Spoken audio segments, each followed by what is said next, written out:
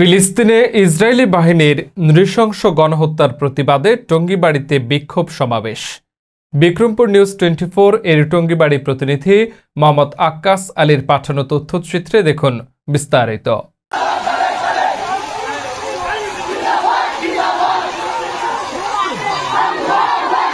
ফিলিস্তিনে দখলদার ইসরায়েলি বাহিনীর নৃশংস গণহত্যা ও ভারতের মুসলমানদের ওপর উগ্র হিন্দুত্ববাদীদের আগ্রাসনের প্রতিবাদে মুন্সিগঞ্জের টঙ্গীবাড়িতে বিক্ষোভ সমাবেশ ও দোয়া মাহফিল অনুষ্ঠিত হয়েছে।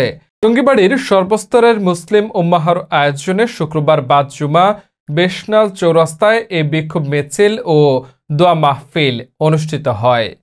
এ সময় উপস্থিত ছিলেন হযরত মাওলানা মুফতি মুস্তাফিজুর রহমান নোমানী, মোহতামিম ও শাইখুল হাদিস জামিয়া ইসলামিয়া আশরাফুল উলুম মিতারা কামারপাড়া, হযরত মাওলানা মুফতি ইসমাইল সাহেব শাইখুল হাদিস জামিয়া মাহমুদিয়া সেরাজাবাদ মাদ্রাসা, মুফতি ইমদাদুল হক আরিফি ইমাম ও খতিব দিঘিরপাড় বাজার কেন্দ্রীয় জামে মসজিদ, হযরত মাওলানা আমিনুল ইসলাম মোহতামিম বেশনাল মদিনাতুল উলুম মাদ্রাসা, হযরত মাওলানা আতিকুল্লাহ সাহেব ইমাম ও খতিব বাখিয়া বাজার কেন্দ্রীয় জামে মসজিদ, হযরত মাওলানা আনোয়ার হোসেন সাহেব ইমাম ও খতিব কামারখাড়া কেন্দ্রীয় জামে মসজিদ।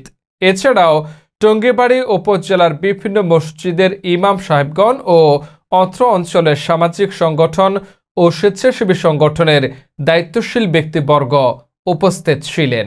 আমরা পণ্য বয়কট করলে অর্থনৈতিকভাবে বন্ধ হয়ে যাবে। আমরা পণ্য বয়কট করলে আমাদের লাভের টাকা দিয়ে মুসলমানদের বিরুদ্ধে